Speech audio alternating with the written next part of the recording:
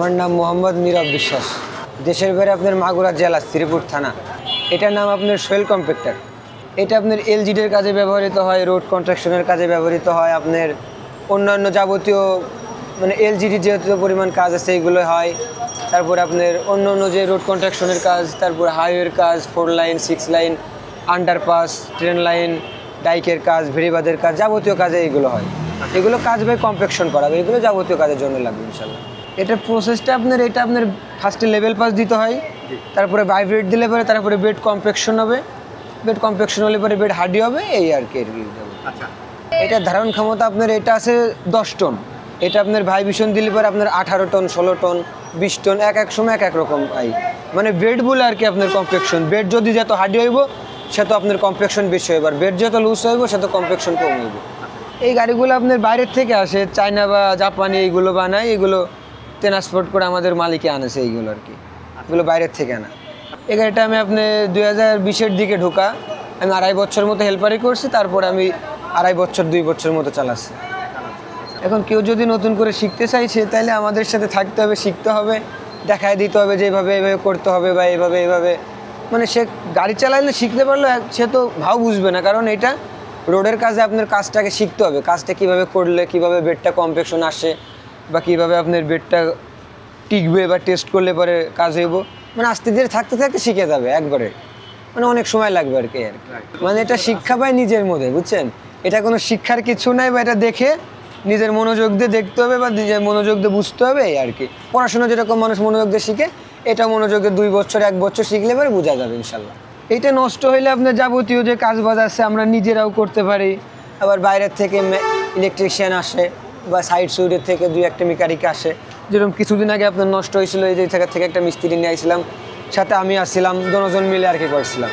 আর বড় ধরনেরই হইলে পরে আপনার বাইরে থেকে মিস্ত্রি আনায়, চিটাগাং থেকে আসে, তারপরে আপনার আশুলে আছে, যাবতীয় জায়গায় বাংলাদেশের মিস্ত্রি আর কি পারে। আর বড় ধরনের ক্ষতি হইলে পরে এটা আপনার বাংলাদেশের মিস্ত্রি অ্যাভেলেবেল আছে। বাইরে মাল সাবান যেগুলো লাগে না লাগে, আপনার অন্য অন্য সমস্যা যেগুলো, এগুলো যাবতীয় বাংলাদেশে অ্যাভেলেবেল আছে এখন ইনশাল্লাহ। এটা আপনার 2000 আমার মালিকে যে সময় কিনছিল ওই জায়গায় আপনার খরচ টরচ ভ্যাট ট্যাট দিয়ে 53 লাখ মতো লাগছিল, 53 লাখ। এখন নিতে গেলে আপনার 70-75 এরকম লাগবে বা 60-65। ওইটারও আপনার ছোটো গাড়িটা আপনার ওইটা 5 টন গাড়ি, ওইটার কাজও আপনার এই রোড কনস্ট্রাকশনের, কিন্তু ওর কম্প্যাকশনটা ওর শক্তিটা কম, মানে ওইটা বেডটা আপনার হার্ডি হইব কম, বা ওইটা বেড হার্ডি হইব, মানে ওইটার একরকম কাজ এইটার একরকম কাজ। ওইটা আপনার ওইটার কাজ আপনার লেভেল দেওয়া বা অন্য রকমের কাজ, আমারটাও মানে আমারটারও একটু ধারণ ক্ষমতা বেশি আর ওইটার একটু কম, এই আর কি। গাড়ি একই টাইপের কাজ, ধর্মমতা একই। ওই গাড়িটা আপনার স্পলের কাজেও ব্যবহৃত, আর আমারটা আপনার স্পল না, আমারটা বালু আপনার base step 1, base step 2, sub base, এইগুলো যাবতীয়র জন্য আর কি, তাছাড়া কিছু। এই আর এই গাড়ির ভাই সিক্রেট থাকেই, বা কারণ এটা আপনার এটা তো এক প্রকার আপনার অবৈধ, কারণ এটা অবৈধ বলতে কি, এটা রোড কনস্ট্রাকশনের জন্য। এটা তো আপনার রাত্রে বা দিনের বেলা যদি পুলিশে দেখে, বা আমরা যখন বাইরের থেকে নিয়ে আসি বা অন্য অন্য সাইডে যখন আনি পুলিশে ধরে, এখন সমস্যা নেই ইনশাল্লাহ। কিন্তু আগে তো আপনার নতুন যখন হয়েছিল সেই সময় পুলিশে বা সরকারি লোকেরা ক্রিয়া করতো। এখন আর কি এটা তো আপনার রোড কনস্ট্রাকশনের কাজে এটা বৈধ, মানে আগে আপনার ঝামেলা ছিল ভাই এরকমই আর কি, তাছাড়া সমস্যা নেই। এখন টেলার ছিল, এখন অ্যাভেলেবেল। এখন আপনার এই গাড়ি তো এখন অ্যাভেলেবেল। আগে আপনার ছোটোকালে শুনছি যে রুলার আসলে পরে দৌড়াইতে দেখতে গেছি 2 কিলো হাইটে, বা স্কোভেটার শুনছি দেখতে চলে গেছি। আর এখন ছেলেপেলে অ্যাভেলেবেল, বা এর ড্রাইভার কম অবশ্যই বাংলাদেশে, কিন্তু এই ড্রাইভারের কোনো দাম নাই। আমরা যেরকম ড্রাইভার, আমাদের কোনো সরকারি থেকে কোনো লাইসেন্স আছে, আমাদের লাইসেন্স, কিন্তু সরকারি থেকে তো আমাদের একটা বেতন বা একটা শ্রম বা একটা এরকম কোনো আমরা সুযোগ সুবিধা পাই না, এই আর কি সমস্যা। এটা আমাদের স্যালারি বলতে আমাদের অন্য অন্য জায়গা যেরকম বেসিক ধরে 8টা to 5টা ডিউটি, ওই ঘন্টা হিসাবে আপনার 1200 টাকা দেয়, কোনো জায়গা 1500 টাকা দেয়। আর 8টা to 5টার পরে ওভার টাইম হইলে পারে 200 টাকা ঘন্টাও আছে বা 150 টাকা, এরকম যে যেরকম, আবার 125 টাকা বা যে যেরকম দেয় আর কি।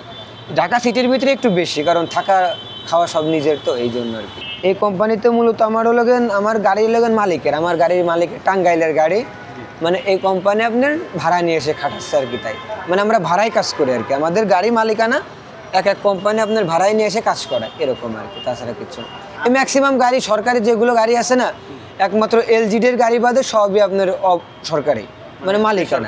বেসরকারি বলতে মালিকানা, ওইগুলো আপনার নিয়ে এসে আপনার ইয়া করে আর কি কি বলে ভাড়ায় নিয়ে এসে আপনার কন্ট্রাক্ট কাজ করে ঘন্টা হিসাবে, এই আর কি, তাছাড়া কিছু। এই যাবতীয় গাড়ি অন্য অন্য জায়গা সবই আপনার, এই গাড়িরও কোম্পানি আছে, লাইসেন্স প্রাপ্ত কোম্পানি আছে।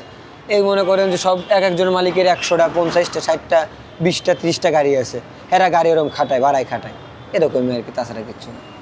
সরকারি এলজিডিরও আছে, এলজিডির আপনার এলজিডির যে আপনার যে কাজগুলো আছে রোড কনস্ট্রাকশনের ছোটো ছোটো 18 ফিট 12 ফিট যেগুলো কাজ, ওইগুলোর কাজের জন্য এলজিডির গাড়ি আছে, ওই ছোটো গাড়িগুলোর দিয়ে করে। ঠিক আছে ভাই, আপনি ভালো থাকবেন ইনশাল্লাহ। ঠিক আছে।